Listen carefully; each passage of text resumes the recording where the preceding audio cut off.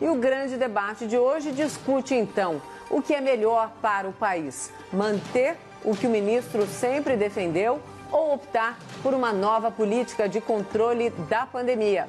Pois é, né? Vamos falar então de isolamento social. Bom, naturalmente esse é um assunto muito sério, mas eu queria pedir licença ao espectador, ao meu debatedor, para usar um pouquinho de ironia nessa minha argumentação inicial. Quem acompanha a grande imprensa, né, e o seu elenco muito bem selecionado de especialistas só pode chegar a uma conclusão: o Brasil é presidido por um irresponsável que nega a ciência. Afinal, onde já se viu querer retomar a economia em plena pandemia? Que absurdo, né? Enquanto isso, na Alemanha, lojas com mais de 800 metros quadrados, elas poderão reabrir a partir dessa segunda-feira. Essas lojas, obviamente, têm que estar equipadas com material de higiene pessoal e estruturadas para evitar filas. Gradualmente, a partir de 4 de maio, as crianças alemãs também voltarão para a escola. Será que isso se deve ao sucesso no controle da pandemia? Uma pergunta legítima? Não.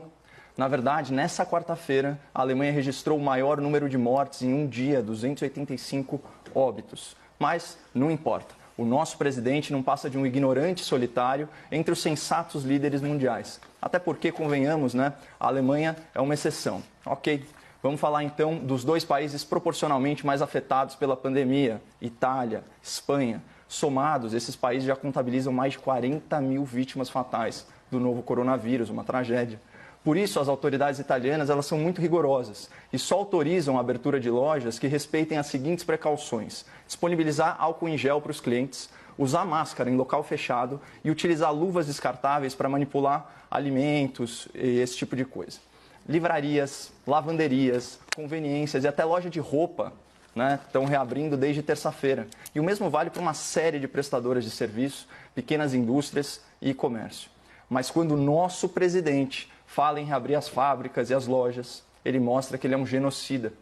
Enquanto isso, na capital da Espanha, 300 mil trabalhadores classificados como não essenciais já foram autorizados a voltar ao trabalho, inclusive profissionais da construção civil, o que é ótimo para os espanhóis, porque o FMI projetou uma queda de 8% no PIB deles em 2020 e eles sabem que empobrecer também mata, até num país rico.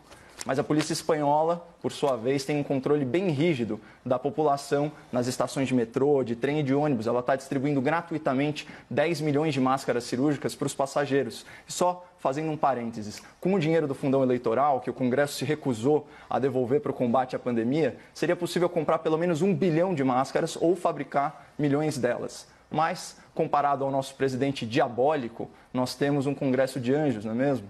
Bom, Noruega, Dinamarca, República Tcheca, Alemanha, Espanha, Itália, essas são todas nações desenvolvidas, com lideranças políticas respeitadas. Eles já optaram pela retomada gradual, cautelosa da economia. Para eles, essa é a forma mais científica de lidar com a pandemia. Mas o nosso presidente, que defende a mesmíssima coisa, é um louco, exterminador de pobres e velhinhos, que claramente deseja o mal do Brasil, porque ele tem muito a ganhar com isso, né?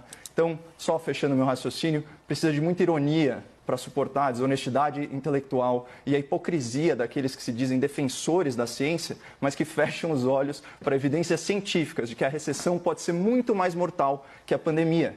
E isso tem que ser debatido com o seu devido protagonismo.